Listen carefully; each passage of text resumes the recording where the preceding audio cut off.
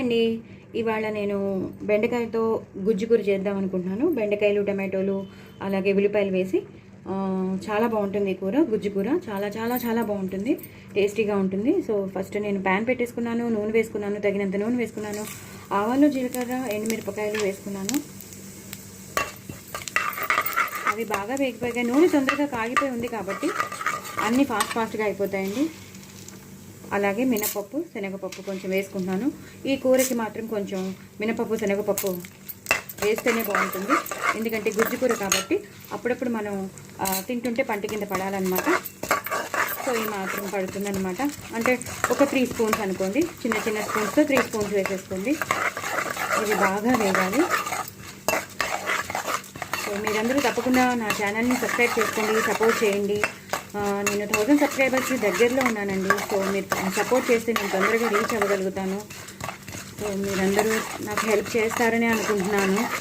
మీరందరూ నా ఫ్రెండ్స్, నా ఫ్యామిలీ మెంబర్స్. సో నేను అందుకే మిమ్మల్ని అడగగలుగుతున్నాను. దయచేసి నా ఛానల్ని సపోర్ట్ చేయండి.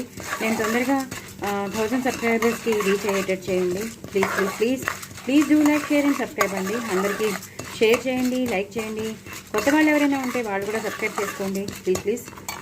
ఇప్పుడు మనం పోపు అంతా బాగా వేగిందండి, బ్రౌన్ కలర్లోకి వచ్చేసింది. మినపప్పు కూడా బాగా వేగింది.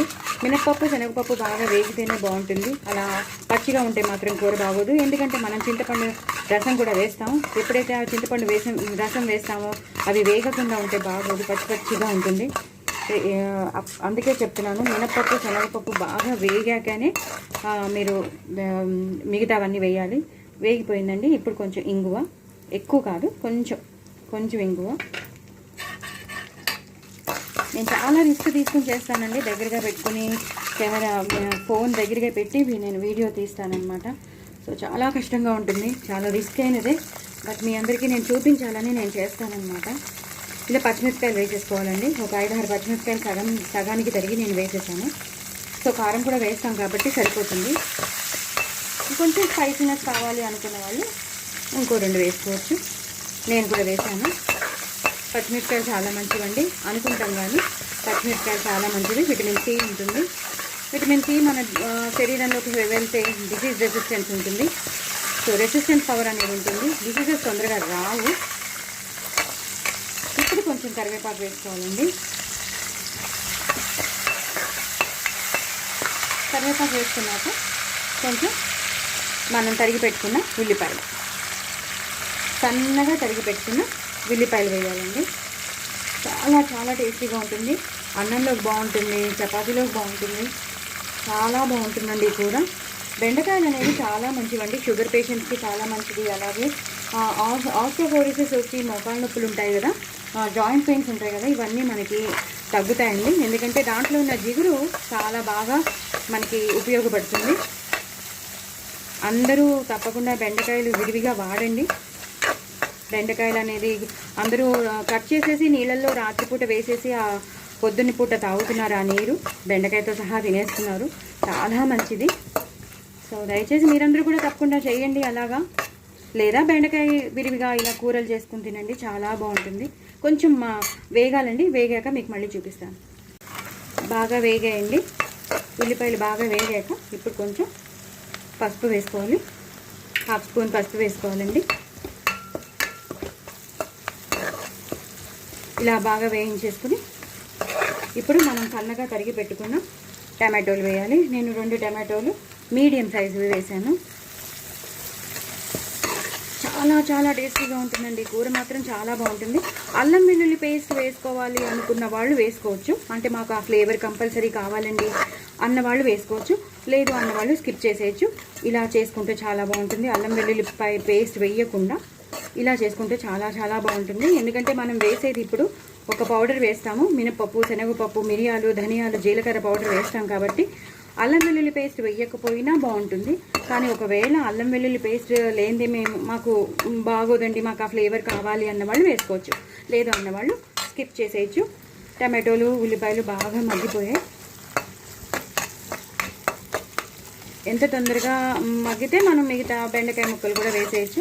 నేను మీకు చాలాసార్లు చెప్పాను, బెండకాయ అనేది నేను ముందు రోజే తెచ్చినప్పుడే కడిగేసి ఆరబెట్టేసుకుంటాను. సో నెక్స్ట్ డే ఇంకా కడగక్కర్లేదు, చక్కగా మనం పీసెస్గా మనకు కావాల్సిన సైజులో మనం కట్ చేసేసుకోవచ్చు. సో దట్ మనకి జిగురు ఉండదన్నమాట. బెండకాయలో ఆ జిగురు అనేది ఉండదు. హ్యాపీగా విడివిడిలాడుతూ ఉంటాయి. ఏ కూర చేయండి, ఫ్రై చేయండి, ఏ కూర చేసుకోండి, విడివిడిలాడుతూనే ఉంటుంది తప్ప జిగురు రాదు.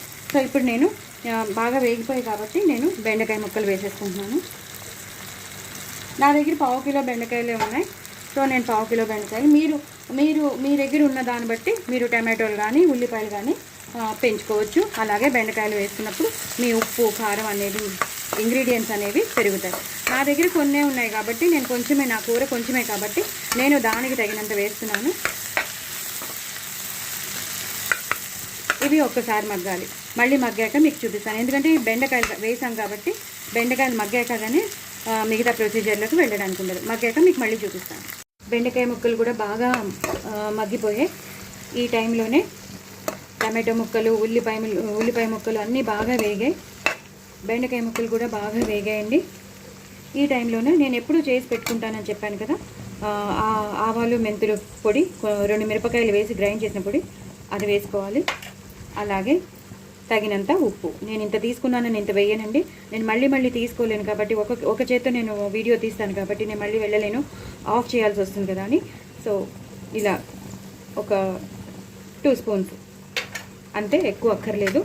మీకు రుచికి తగినంతగా మీరు వేసుకోండి. నేను మాకు తగ్గట్టుగా నేను వేసాను. ఉప్పు కూడా వేసేసాను. ఇప్పుడు కారం, పచ్చిమిరపకాయలు ఎంత వేసినా కారం పడుతుందండి దీనికి. ఒక 1/2 స్పూన్, ఇంకో 1 స్పూన్ కొంచెం వేస్తాను, ఇంకో 1/2 స్పూన్ సరిపోతుందండి. దీన్ని మొత్తం కలిపేయాలి. కారం, ఉప్పు, ఆవాలు మెంతుల పొడి. ఇప్పుడు అసలేని ఇంగ్రీడియంట్ వేస్తున్నానండి. నేను ఎప్పుడు తయారు చేసి పెట్టుకుంటానని చెప్పాను కదా, పౌడర్, గన్ పౌడర్. అదే మినపప్పు, శనగపప్పు, మిరియాలు, ధనియాలు, జీలకర్ర, నువ్వుపప్పు, పల్లీలు ఇవన్నీ మనం గ్రైండ్ చేసి పెట్టుకుని మనం సాంబార్ పొడికి వాడతాం, అలాగే వంకాయ కూరకి వాడతాం కదా, ఆ పౌడర్. అది 2, 3, 4 అది అంటే తక్కువ వేసాను. 4th స్పూన్ తక్కువ వేసాను. మొత్తం కలిపేసేసి అన్నీ వేగిపోయినవే కాబట్టి చింతపండు రసం తీసి పెట్టుకున్నాను, అది ఇలా వేసేయాలి. వేసేసి ఇలా కలిపేయాలి.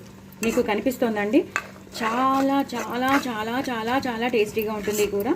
మనం ఎప్పుడైతే చింతపండు ఇలాంటి పౌడర్లు వేస్తామో అప్పుడు కంపల్సరీ బెల్లం అనేది వేయాలి. సో కొంచెం బెల్లం వేసుకోవాలి. నేను అందుకే చెప్పాను ఇందాక, ఈ కూర పుల్లగా తీగా ఉంటుంది, చాలా చాలా టేస్టీగా ఉంటుంది. చపాతీలోకి బాగుంటుంది, అన్నంలోకి అయితే ఇంకా చెప్పక్కర్లేదు. పిల్లలు అయితే చాలా ఇష్టపడి తింటారు, అలాగే పెద్దవాళ్ళు చాలా ఇష్టపడి తింటారు. ఎందుకంటే చాలా సాఫ్ట్గా, చాలా ఈజీగా డైజెస్ట్ అయిపోతుంది, చాలా టేస్టీగా ఉంటుంది. ఎలాంటి ప్రాబ్లమ్స్ రావు. గ్యాస్ వస్తుందా, ఎసిడిటీ వస్తుందా, ఆ ప్రాబ్లం ఏమీ రాదు. ఇలాగా కొంచెం మగ్గాక మీకు మళ్ళీ చూపిస్తాను.